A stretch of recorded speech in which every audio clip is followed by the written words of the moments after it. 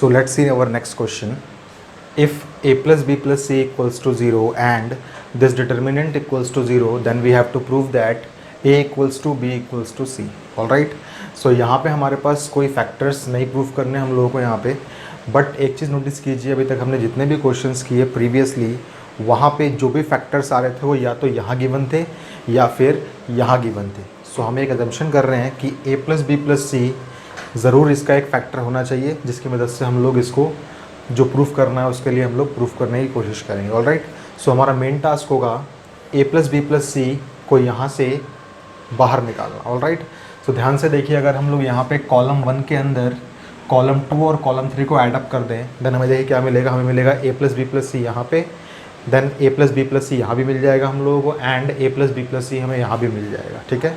या फिर अगर हम लोग रो 1 के अंदर रो 2 प्लस रो 3 भी कर दें, देन हमें a plus B plus C यहाँ मिल जाएगा, a plus B plus C यहाँ भी मिल जाएगा और a plus B plus C यहाँ भी मिल जाएगा. सो क्यों ना हम ये ऑपरेशन अप्लाई करें और फिर हम लोग a plus B plus c को कॉमन आउट निकाल लें किसी भी रो से या किसी भी कॉलम से जो भी हमने अप्लाई किया उसके अकॉर्डिंग. सो चलिए हम यहाँ पे अप्लाई करते हैं. Row 1 gives row 1 plus row 2 plus row 3 and then हम लोग a plus B plus c को बाहर निकालते हैं रो 1 से. याद रखिएगा, मैं यहाँ पे दो ऑपरेशंस को साथ साथ लगा रहा हूँ, आप लोगों को ये काम इंडिविजुअली करना है. ऑलराइट. सो आप एक काम कीजिए, सबसे पहले बोल दीजिए let delta equals to this determinant, because LHS equal to आज हमें प्रूव नहीं करना. डेल्टा इक्वल्स टू ये माना हम लोगों ने, और हमने क्या कहा, हमने कहा apply R1 gives R1 plus R2 plus R3 हमने किया. देन देखिए हमें क्या मिलेगा. हमें मिल जाएगा यहाँ पे a plus B plus c, a plus B plus c, a plus B plus c. Alright.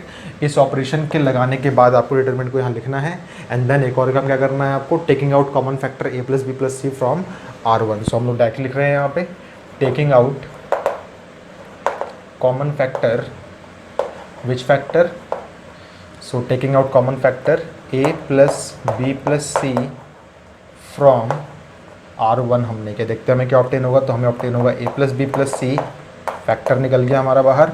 हमें मिलेगा यहाँ पे 1 1 1 and then b c a as it is, c a b as it is.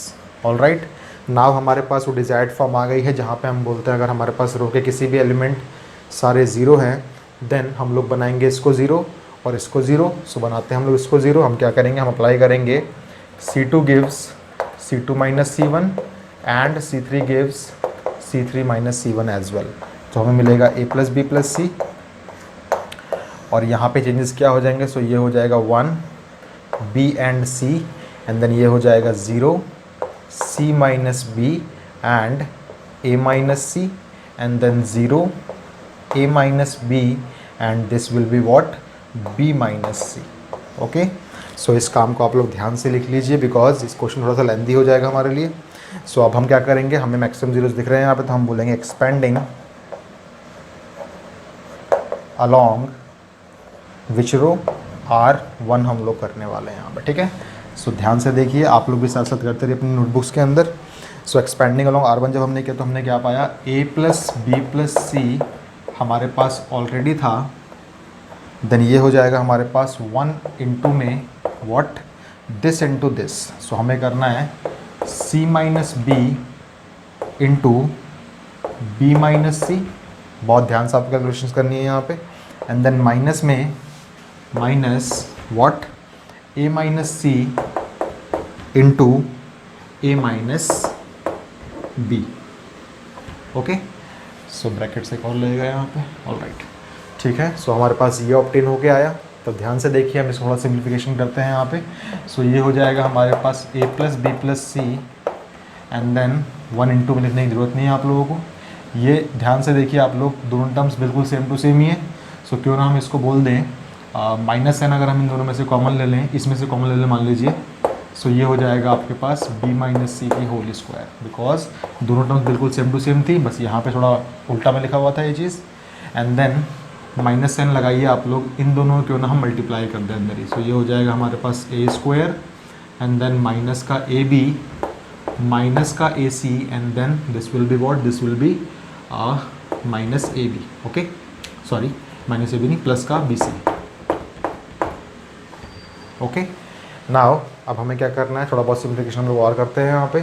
सो ये हमें दे देगा a plus b plus c as it is and then minus का b minus सी की स्क्वायर, इस नेगेटिव साइन को हम लोग अंदर भेज देते तो ये हमारे पास मिल जाएगा प्लस का a स्क्वायर प्लस का ए b and then this will be what, this will be plus का ए सी एंड माइनस का बी सी।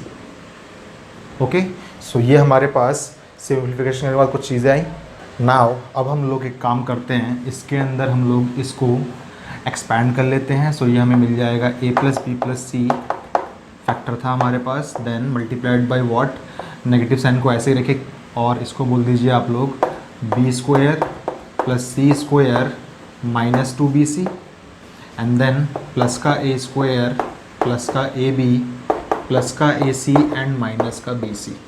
ऑल राइट, आप लोग फॉलो करते रहिए प्लीज़ साथ साथ वीडियोज़ को।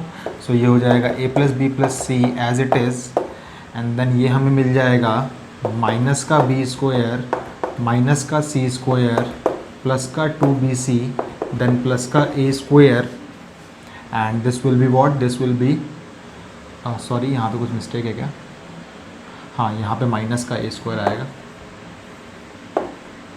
एंड देन बाकी सब कुछ सही है। ऑलराइट, माइनस का ए square and this will be plus का ए बी प्लस का ए सी एंड माइनस का बी सी। ध्यान से देखिए 2bc है आपके पास, माइनस का bc है, दोनों कैंसिल आउट हो जाएंगे तो यहाँ हो जाएगा प्लस का bc only.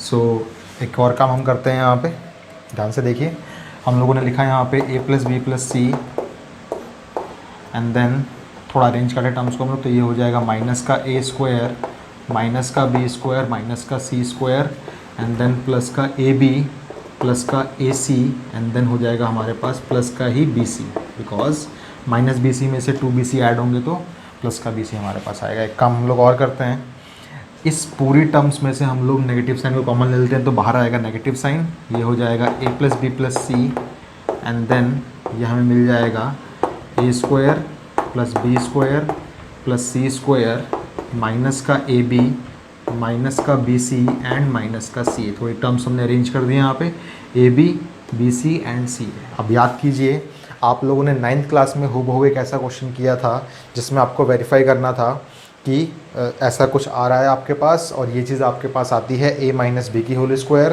Plus b minus सी की whole square plus c minus A की होल स्क्वायर। 9th क्लास के पॉलिनोमियल चैप्टर में था ये वाला क्वेश्चन, फिर भी मैं आपके लिए कर देता हूँ यहाँ पे फटाफट। देखिए, अगर हम यहाँ पे मल्टीप्लाई एंड डिवाइड बाई 2 कर दें तो आपको क्या मिलेगा, फटाफट देखिए, डिवाइड बाई 2 यहाँ चला गया, मल्टीप्लाई वाले 2 को आपने इन सब के साथ मल्टीप्लाई कर दिया तो आपको मिलेगा 2 times of a square plus 2 times of b square plus 2 times of c square minus 2ab minus 2bc and minus 2ca। Follow करते रहिए प्लीज़, बिकॉज यहाँ पे थोड़ी बहुत चीज़ें कठिन होने वाली हैं। ठीक है, 9th क्लास में हमने किया था ये वाला क्वेश्चन, फिर भी दोबारा देख लीजिए, आप लोग भूल गए होंगे। सो ध्यान से देखिए आप लोग, क्या मैं इस पूरी चीज़ को बोल सकता हूँ ऐसे, ये आपका हो जाएगा माइनस का हाफ एज इट इज़, ये आपका हो जाएगा a plus B plus C and इसको मैं बोल देता हूँ a माइनस बी की होल स्क्वायर, मैं समझाऊंगा भी ये स्टेप में कैसे लिख रहा हूँ, प्लस b माइनस सी की whole square plus c minus A की होल स्क्वायर। अब ध्यान से देखिए कि इस स्टेप के बाद एक्चुअल में ये स्टेप कैसे आया, आप मुझे बताएं कि a माइनस बी की होल स्क्वायर क्या होती है। वो होती है a square plus B square plus 2ab, all right, sorry minus 2ab, all right. तो ध्यान से देखिए, a स्क्वायर मैंने यहाँ से एक पिक किया, यहाँ पे a स्क्वायर भी बचा हुआ है, बी स्क्वायर मैंने यहाँ से पिक किया, यहाँ पे बी स्क्वायर भी बचा हुआ है एक, एंड देन माइनस का 2 भी मैंने पिक कर लिया, सो ये टर्म कंप्लीट हो गई। देन b माइनस सी की होल स्क्वायर क्या होती है, तो आप बोलेंगे बी स्क्वायर प्लस सी स्क्वायर माइनस 2bc। सो बी स्क्वायर जो यहाँ बचा हुआ था वो मैंने ले लिया यहाँ से, सी स्क्वायर मैंने यहाँ से ले लिया तो एक सी स्क्वायर बचा हुआ है यहाँ पे, एंड देन माइनस का 2bc आपने यहाँ से ले लिया। देन c माइनस ए की होल स्क्वायर क्या होती है, तो वो होती है सी स्क्वायर प्लस ए स्क्वायर माइनस 2ca। तो मैंने सी स्क्वायर ले लिया जो मेरा बचा हुआ था वो, मैंने ए स्क्वायर ले लिया जो मेरा बचा हुआ था वो, एंड देन मैंने 2ca ले लिया यहाँ से। सो ये सारी की सारी टर्म्स कंबाइन हो सकती हैं इन तीनों चीज़ में, ऑलराइट, ठीक है। देन ये हमारे पास रिक्वायर्ड सिंप्लीफिकेशन आया इस पूरे डिटर्मिनेंट का फ़िलहाल अभी, ठीक है। एक और चीज़ देखिए, जो भी हमने डिटर्मिनेंट अभी सॉल्व किया है वो तो इक्वल टू 0 था, ठीक है। सो ये डेल्टा हमारे पास आया है, सो हम क्या बोल सकते हैं, हम कह सकते हैं क्या कि नाउ हम इसको रब कर देते हैं, ताकि हमारा थोड़ा बहुत स्पेस मिले हमें। नाउ डेल्टा इक्वल्स टू 0 तो हमें गिवन था, इसका मतलब ये पूरी चीज़ इक्वल्स टू 0 हम लोग बोल सकते हैं। मैं यही कर देता हूँ इस काम को, ये पूरी चीज़ इक्वल्स टू 0 हम लोग बोल सकते हैं। अब एक चीज़ देखिए, यहाँ पे हमारे पास फैक्टर्स कितने हैं, हमारा फैक्टर्स है माइनस का 1/2, then a plus B plus C and this whole thing equals to 0। इसका मतलब इन तीन नंबर्स को मल्टीप्लाई करने पे हमें 0 मिल रहा है। इसका मतलब क्या हुआ, या तो फर्स्ट नंबर इक्वल टू 0 होगा, जो कभी हो नहीं सकता बिकॉज ये तो एक कांस्टेंट है, या फिर सेकंड नंबर इक्वल्स टू 0 होगा, वो भी नहीं हो सकता बिकॉज वो चीज़ हमें गिवन थी यहाँ पे।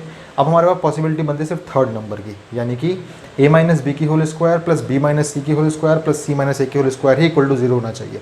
ठीक है, देयरफॉर हमें क्या मिल जाएगा, हमें मिल जाएगा a माइनस बी की whole square plus b minus सी की whole square plus c minus a की होल स्क्वायर इक्वल्स टू 0 होगा। ये दोनों चीज़ रिजेक्ट क्यों हुई, बिकॉज हाफ कभी भी इक्वल टू 0 नहीं होगा, और ये चीज़ हमें गिवन थी कि यहाँ पे 0 नहीं है। ऑलराइट, लिखना पड़ेगा आप लोगों को। देन अब एक चीज़ देखिए ध्यान से, तीन नंबर्स का सम करने पे आपको 0 मिल रहा है, ऐसा कब पॉसिबल हो पाएगा। आप कहेंगे नंबर्स कुछ भी हो सकते हैं, नेगेटिव हो सकते हैं, पॉजिटिव हो सकते हैं, बट ध्यान से देखिए यहाँ पे, यहाँ तीनों नंबर्स की एक्चुअल में स्क्वायर है, और आपको पता है स्क्वायर कभी भी नेगेटिव नहीं होती। इसका मतलब तीन ऐसे पॉजिटिव नंबर्स हैं हमारे पास जिनका सम करने पे आपको 0 मिल रहा है। ऐसा पॉसिबल तभी है जब तीनों नंबर्स आपके पास 0 हों, बिकॉज तीन नंबर्स हमारे पास पॉजिटिव थे। अगर यहाँ पे नेगेटिव नंबर्स भी होते तो यहाँ पे कुछ और केसेस बनते, बट यहाँ पे हमारे पास सारे के सारे नंबर्स पॉजिटिव हैं, और मुझे पता है कि सारे के सारे पॉजिटिव नंबर्स का सम 0 तभी आ पाएगा जब ये नंबर्स आपस में 0 हों। Alright, which is possible when a minus b equals to 0 और b minus c equals to 0 और c minus a equals to 0। और क्यों लगाए हम लोग, यहाँ पे हमें एंड लगाना पड़ेगा बिकॉज ये तीनों कंडीशंस जब साथ में होंगी तभी ये इक्वल टू 0 होगा। कोई एक के 0 होने से ऐसा चीज़ नहीं हो पाएगी हमारे पास। ठीक है, सो यहाँ हम मिलेगा a equal to b and b equal to c and c equals to a। So देखिए, फ्रॉम अबव हम बोल सकते हैं, फ्रॉम अबव हम बोल सकते हैं क्या, a equals to b equals to c, जो कि हमें प्रूव करना था। हेंस ये क्वेश्चन हमने प्रूव कर लिया, और ये इस क्वेश्चन का रिक्वायर्ड सॉल्यूशन है। एक चीज़ और देखिएगा, ये क्वेश्चन में यहाँ पे आपके पास थोड़ी बहुत कन्फ्यूजन हो सकती है बिकॉज यहाँ पे मैंने शॉर्टकट्स मारे हैं। आप फिर भी इसको दोबारा समझ जाइएगा। 9th क्लास में हमने एक ऐसा क्वेश्चन किया था, अगर आपको समझ में नहीं आ रहा तो आप प्लीज़ 9th क्लास की वीडियो देखिएगा, जिसमें आप लोग समझ जाएंगे कि हमने इस स्टेप से स्टेप को कैसे लिखा, या फिर मैंने समझाने की बहुत कोशिश करी थी आप लोगों को वहाँ पर, वो काफ़ी हेल्पफुल भी था आपके लिए। ऑलराइट, सो ये इस क्वेश्चन का रिक्वायर्ड सॉल्यूशन है। इसको प्लीज़ आप लोग नोटबुक्स के अंदर अपनी नोट डाउन कर लीजिए।